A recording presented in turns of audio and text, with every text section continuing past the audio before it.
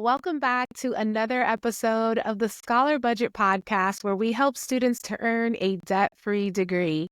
One of the things that I love about working with students is being inspired. Being inspired by students that are truly going out there and doing amazing things and turning their dreams into a reality. And so whenever I come across a student who just really is like doing it, crushing it, I definitely want to let that student talk to my audience, meet my people, because if that student was an inspiration to me, I can only imagine that that student can be an inspiration to you too.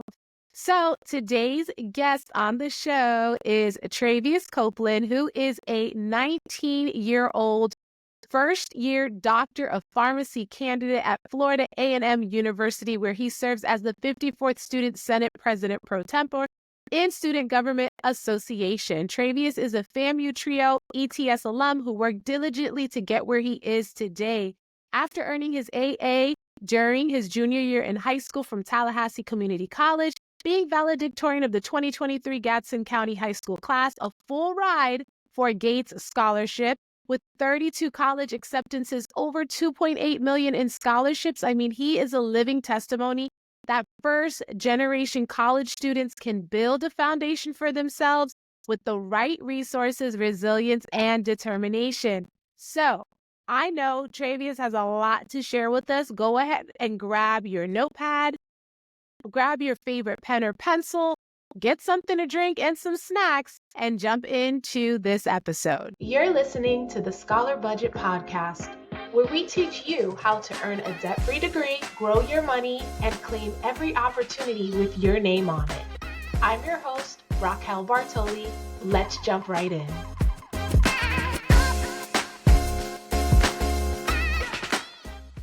Right, and today we have Treyvious Copeland with us. Hello, Treyvious. We're so excited that you are finally on the show. How are you doing today? I'm doing well, and yourself? Happy to be here. Awesome. Well, I'm doing great. I've heard so many things about you. It's been a pleasure to meet you in person. And I was like, listen, I need to have Treyvious on the show because I want our scholars to hear about all the amazing things that you're doing and hopefully to be inspired by your greatness. So Treyvious, let's jump right into it. Can you start off by telling us more about who you are and what you do and what you're currently doing? Okay, so everyone, I am Treyvious Copeland.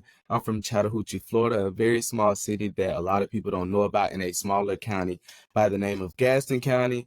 I currently attend Florida A&M University. I'm a first-year Doctor of Pharmacy candidate, excited for that journey. I currently serve in Student Government Association as a branch head for legislative branch. I serve as the 54th Student Senate President pro tempore. So that's exciting, getting to write legislation and do everything that I can possible to help our students out on campus, as well as anytime help our community out.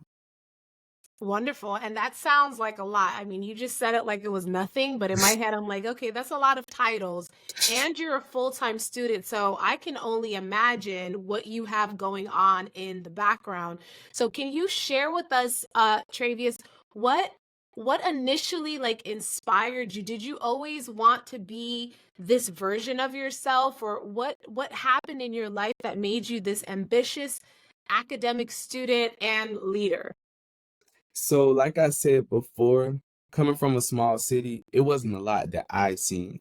So, in my head, I'm like, somebody has to do it. Somebody has to make the change. Somebody has to be that go-getter amongst the ones who don't want to go get. And not saying that they just didn't go get, but like some people didn't have the resources. Right. But I saw that I had the resources, and I was grateful for a family and for a village that if I didn't have the resources, they provided those resources as best as they could. And I feel like once I have that support, you having that support, you can't lose. You have to make it do what it do. So even in elementary and stuff like that, I would always want to go do little things. Now, when I was younger, I was more involved in sports. I got less involved as I got into high school because I'm like, okay, I'm here to lead. I ain't really worried about the sports. I'm gonna let everybody Right. else have the sports because I know in college I didn't want to play. So I'm like, they taking it real serious up here. I'm gonna let them have it. But Yes. I definitely wanted to lead because I know no matter what I did, I wanted to help people. I started off by wanting to be a lawyer just to help people. But then I wanted to be more in the like healthcare field. So that's when I decided that I really truly had a passion in pharmacy, but it was still to help people. So I knew whatever it was that I was doing in life, like I had to be helping people. I had to be doing something because it's one thing to make an impact on yourself. It's one thing to be the best version of yourself that you can be. But if you can inspire and impact people around you, to be a better version of themselves, that's even better. Absolutely. And I like how you said that, you knew you had a village and your resource was mostly like, I can imagine like your family and just people who really wanted to see you win. And you really leaned into that. And in addition to that, I like how you said, I played sports and sports was my thing, but eventually you had a shift in which you were like, okay, as much as I like sports, it's probably not the lane that I'm going to commit to. And so you found another lane. And so was it hard for you to let go of sports and shift to this academic version of you? It was at first because I was like, that was my side time. That was my time to do other things. And growing up as an only child, I wanted to be around other people. Like I wanted to have fun. I didn't just want to be in my room, not really talking to people and things of that nature. So like I enjoyed sports a lot, but it was more so a case of having to put my priorities first. Right. Knowing the bigger picture and what I wanted to do in elementary, middle school, it's fun. Hey, I'm going to practice. High school is like, okay, whatever I do here is going to impact me in the next level. So Yeah. whatever I do here, I need to be intentional with what I need to do. Now, it wasn't easy at first, but then COVID-19 happened my ninth grade year. So sports were canceled anyway. Yeah. So then I had that time to be like, there was like, how to put it? There was no thought. It was more so like, okay, I already wanted to shift away from this. Okay. This is my opportunity to shift away. If I really want to get away from sports, if I really want to stop playing sports, this is my time to really get away because sports stopped, classes didn't. Hmm. Organizations were still ran, they were just ran more virtually. Right. Everything else was literally going on except for sports. So I'm like, this is my time to shine in the areas that I didn't shine as much in when I was Mhm. younger.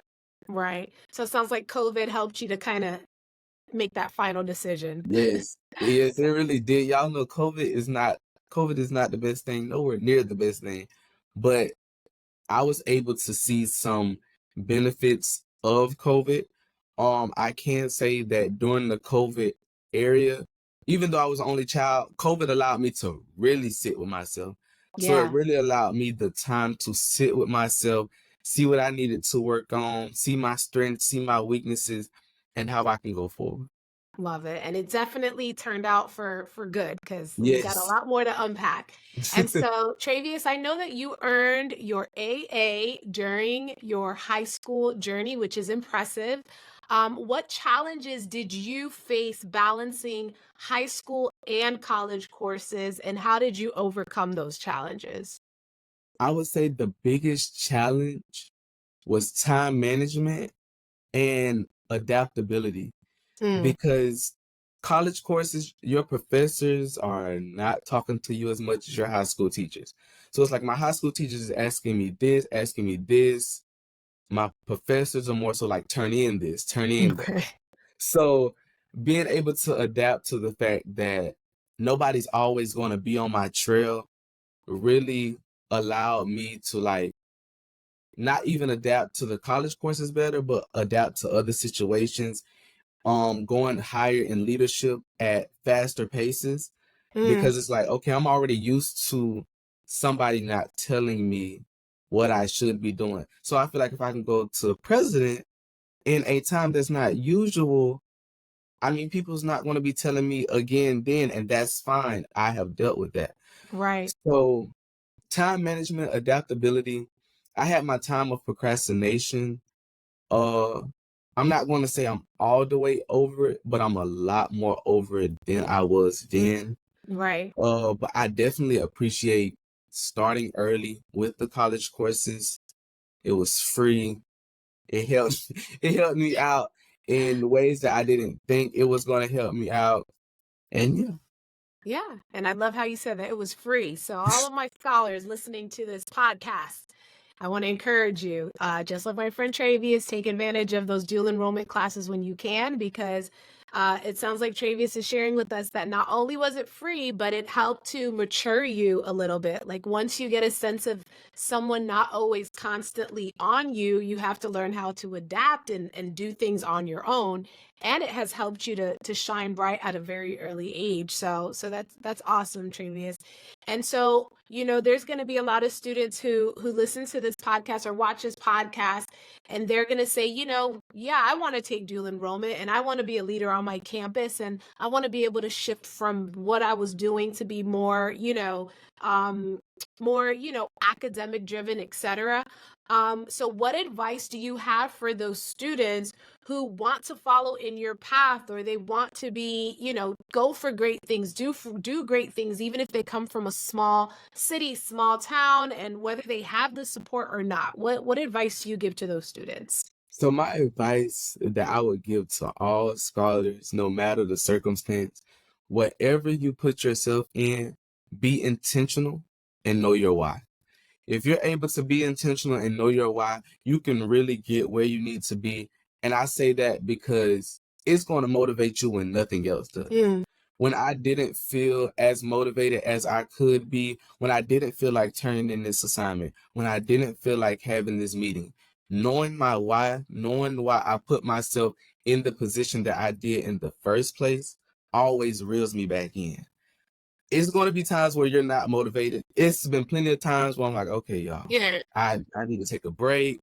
I'm tired. I don't even have the time for this. Can we reschedule? Can we do something else? Right. But knowing my why and why I wanted to do this in the first place always brings me back in. It reels me back in like a fisherman with a catfish. Like it really does. It really holds you close. And then you won't have to lean on that support as much that you are looking for, because you have the support within yourself. Another thing I would say to everyone outside of being intentional and knowing your why, I don't want anyone to take this the wrong way, but looking at people who you don't want to be like as much as you look at the people that you do want to be like. That's a good one. Those are two different balances, but they help you out. You have your role models. You're like, okay, I want to be like this person.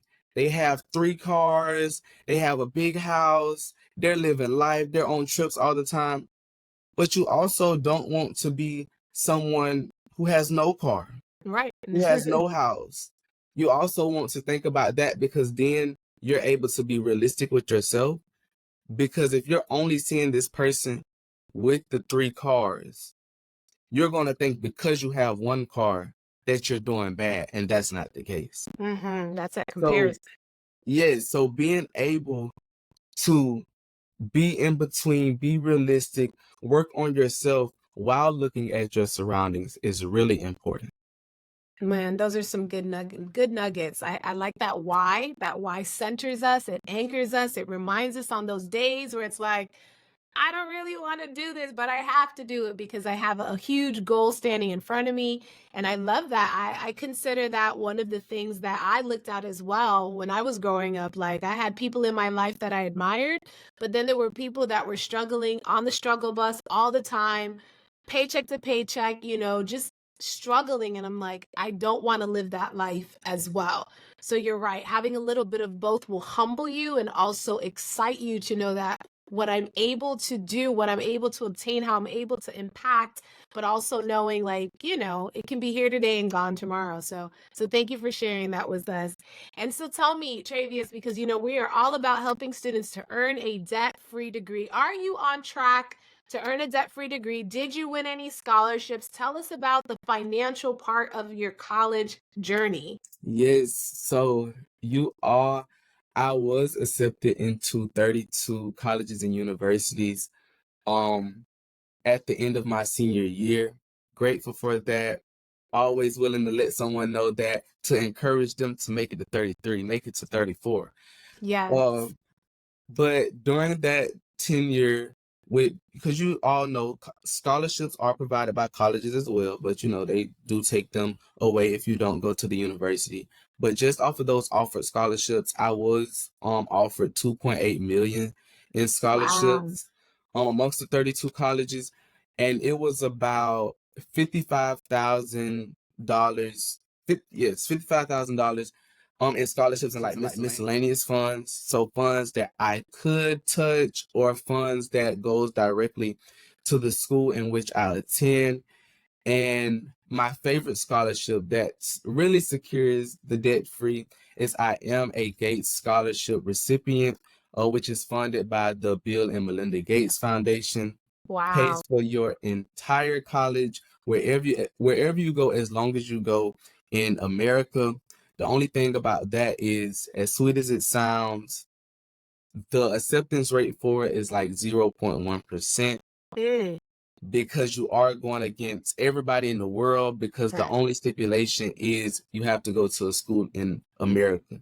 So I do have people in my cohort from Korea, Mexico, China. There's places that they applied to in America to go to, so they have it. But I know from my cohort, there were about 51,000 students that applied, and 750 of us were chosen. Wonderful. So the scholarship is definitely something that if you're applying for it, you want to take the time out your day. You want to definitely be working on that.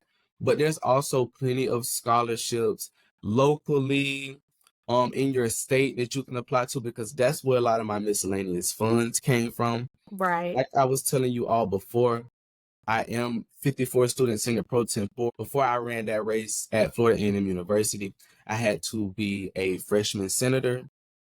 My scholarships paid for that campaign. You'd be like, oh, Treyvious, how much money did you spend on your campaign? Even though I didn't spend a lot, because I still wanted to, be aware of my money. I didn't want to just, spend because I had Right. it. But once the money was gone, it was gone. Gates Scholarship made it to where I could have the free education that I needed. So the miscellaneous funds can go into this freshman senator campaign, because I want the people to know that I'm here to help them. So if I have to advertise a little more, then that's what I'm going to do. Right. Um, it was definitely fun. It was definitely exhilarating. And like I would always tell someone, especially going into college, it's going to be a lot more funds than what's on that paper.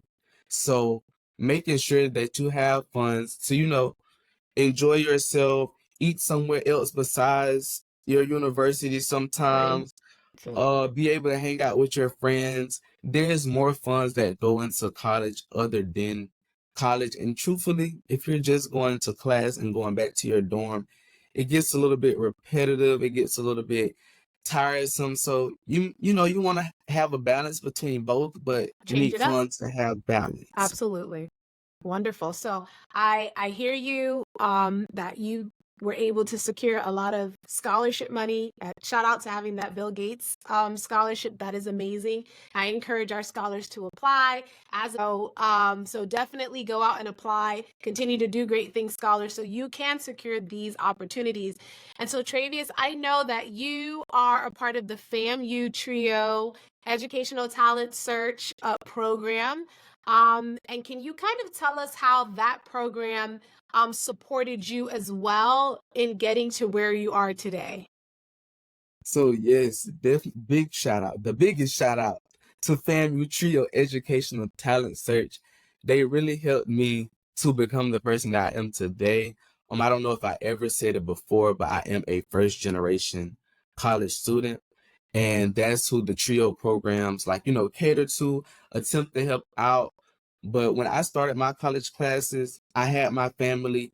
I had, like, the village, the people that I was related to, but I had family TRIO. They Mm-hmm. kept me there. They was checking on me. I told you all, professors are not going to check on you, but you do have those people around you that will be like, okay, hey, are you good? Do you need anything? Do you need this? Family Trio helped me with a lot of my college applications, especially like through Common App, because I wasn't aware of Common App until Family Trio told me about it. And anyone listening, if you don't know what Common App is, I definitely suggest doing your research on it. It makes the college application process so much more easier. Right. Um, Family Trio, they definitely poured a lot into me, you and that's why I poured back. I'm sorry. Uh, I go if Family Trio needs something, I'm there. They Yes. call me about something, I'm there, because not only do I want you all to find a village to find support in, but if you're able to provide back to that village, all the more merrier. There's no timeline or calendar on when you should start, when you should provide your help, but I would definitely say if you can, don't just sit back. Right. It's always good to provide that additional help. The scholars there, some of them were in the program with me, some of them were not, but I treat all of them like my younger siblings. If they need something, I'm like, call my phone. If you need something, email me, let me know something. Last year, I was helping with a lot of scholarship applications for them as well as college applications. Why was I doing that? Because they did it for me. So Right. I know that I can take the time out of my day and pour into an entity that's bigger than me because it brought me this far. I know it can bring the next person. So I definitely like big ups to Family Trio. Mhm. Uh, there were other programs and organizations and things like that that I was in, but I do feel like outside of school, Family Trio had the biggest impact on the person that I am today. That's why I was really like, okay, y'all, I know if I'm going to FAMU, I'm going to see FAMU Trio. I check on them like I'm still in the program. I'm there. Right. I love it. If it's something, I'm there. It could be a conversation. I'm there. Right. So definitely being appreciative of your villages. 10 out of 10, highly recommend. Don't lose contact with those people. You don't know how they can help you further on. You don't know how you can help them. Right. So just being there in general, not only for those organizations, for your family as well, because your family supports you and things like that. Be there. 10 Awesome. out of 10, 100 out of Love 10, actually. it. Yeah, so it definitely sounds like having that community and that accountability as early as possible because I know this is a program that's not during your college years and there's student support services, et cetera. But with the TRIO program, it starts as early as middle school. And so you're getting that program, that participation, that accountability. And we encourage scholars we know that not every student has access to various programs, but parents and students be on the lookout for programs that will help your scholars during the process of middle school, high school, and even in college, because it's a lot, even as a parent, to do it on our own. So when we have access to programs like TRIO, Gear Up, Breakthrough, Posse, all of these amazing programs and things that exist, then it helps us win together. So shout out to TRIO for helping Treyvious to be the awesome rock star that he is today. And so, Treyvious, as we get ready to close out, I am just so inspired by all the things that you've done. And I know you didn't even share everything. And do you think your work ethic and the things you did in high school played a huge role in the amount of scholarships and college acceptances that you received? Yes. So I would definitely tell everybody. That's why I don't just say, focus on your academic. I would never just tell anyone to just focus on your academics. While that is great, that gets you one foot in. I wouldn't even say it gets you through the door. Because nowadays everybody, I don't want to say everybody, but there's a lot of people with high GPAs. There's a lot of people with high test scores. So what are you doing to stand out? So I made sure that, yes, while I was taking these college courses, while I was also taking my high school courses, yes, I was joining organizations. Yes, I was serving on my high school's Royal Court. Yes, I was serving in my high school's SGA, because you have to make that impact. You have to differentiate yourself from the others who are going to look like you, because there's going to be people from the same area as you with the same GPA or close GPAs that are going for the same scholarships, Right. going for the same colleges, and everything in between. So I know, me personally, I don't read scholarships. I'm not on anybody's committee. But if I'm looking and I see two students with a 4.0 GPA, but one student served as student body president, and I only have one choice, I'm going to choose the student that served as student body president, because I know that even though they're not saying it, the rigor was heavier. Right. It was there, it was more. And not only that, but I know that my college acceptance or my scholarship would be good for them, because then I would believe if they can help their high school peers, they can help their college peers. Right. And most of the time, people want to help and want to pour into you if they can trust that you're able to pour into something else. Very true. And that's why I'm heavy on being helpful, doing what I can. That's even like the students that I mentor that are either coming into FAMU now or still in high school. The first thing I tell them, can you get involved? Like, if you can't, that's fine. We'll work on that later. But if you can get involved, if you can find something that you can do, it doesn't have to be the biggest thing. Like I said, student body president, it doesn't have to be student body president. You could be class secretary. You did something. You worked. You did something other than just went to class and went home. Because especially in the times that we are in, just being honest on this platform, with having Google at our fingertips, AI, Quizlets, everything else, going to class and going home is not as impressive as it was before we all were born. It's Right. not that impressive. A lot of people are doing that, and if they're not going to class, they're in the bathroom with the same Quizlet that you have because you went to class. But it's easy as sharing a link. Right. So making sure that you're doing things that can't nobody take away from you, because they can easily be like, okay, you worked somewhere else to get that GPA, or you cheated for that GPA. They can't take away your work ethic as a leader. Nobody can take that away from you. That's your heart, that's your passion, that's your mind. That shows that, hey, not only was he here, but he was there, and he was there, and he was there, and he was there.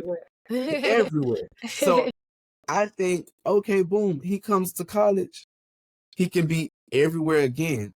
And that's what I did. And that's why some of the people who provided scholarships, they follow me on Instagram and things like that, because they want to keep up with what's going on. Because yes, they know me as Mr. Gaston County High School. Yes, they know me as Gaston County High School valedictorian, student body president. But now they still get to say that they know this same person as a freshman senator, Right. who is now the 54 student senate pro tempore, who has now made an organization on campus to make more opportunities for males in healthcare. Love it. So having those tangibles in high school, having that leadership in high school, having that passion and that drive in high school can definitely make it better for you in college, because it's going to make it easier for you. Like, people ask me, Trey, how did you do this? How did you do that?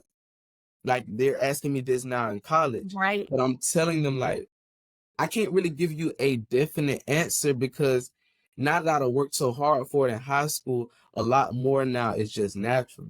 Right. It's like the fine Everything, tuning took place in high school for you yes, to, like, seeds were planted and now they're blossoming and developing based on what you did in high school. exactly. So Awesome. having that background in high school, I would definitely say it can help anyone. It can get you more comfortable because even when I went up for pro temp, that was an internal election amongst our student senate. But people were like, well, Treyvious, you might be a little too young to run for pro temp. I don't know if it's feasible yet for you to run for pro temp with only 1 year of experience. You're telling me this, but I was already the youngest student body president at my high school. I'm already Right. comfortable with this. This is You already something that had I your can receipts. yeah, I this is something that I can already do. Like, y'all, I think I'm ready. I get what you're love it. saying, and I'm taking it into consideration, but I'm still going my own flow because the best thing I can tell you all, yes, get advice from other people. Yes, listen to this amazing podcast. Yes, listen to your guidance counselor, but you have to listen to you as well. No one knows you more than you. You know when you're going to sleep. You know when you're awake. You know when you're turning that assignment. You have to know yourself in ways that other people don't. The rest of the people are supposed to be support. They're supposed to be somebody you should be able to lean on. They Right. shouldn't be you. Absolutely.